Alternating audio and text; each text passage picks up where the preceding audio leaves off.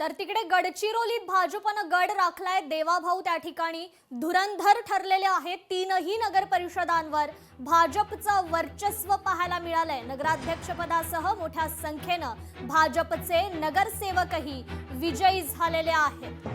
गडचिरोली जिल्ह्यातील तीनही नगर परिषदांमध्ये भाजपनं निर्विवाद वर्चस्व मिळवलंय। नगराध्यक्षपदासह मोठ्या संख्येनं भाजपचे नगरसेवक देखील निवडून आले। त्यामुळे मुख्यमंत्री देवेंद्र फडणवीस यांची गडचिरोली जिल्ह्यावरील पकड मजबूत झाल्याचं पाहायला मिळतंय। निवडणूक निकालानंतरच्या राजकीय समीकरणांचा आढावा घेतलाय लोकशाही मराठीचे प्रतिनिधी मनोज ताजने यांनी।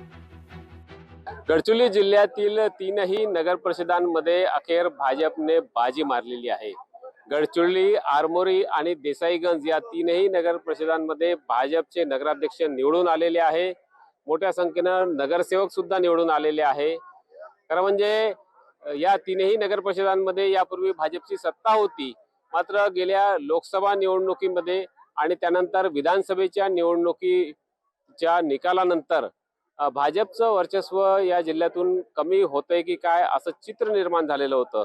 परंतु मुख्यमंत्री आणि गडचिरोली जिल्ह्याचे पालकमंत्री असलेल्या देवेंद्र फडणवीस यांनी या ठिकाणी सभा घेतल्या।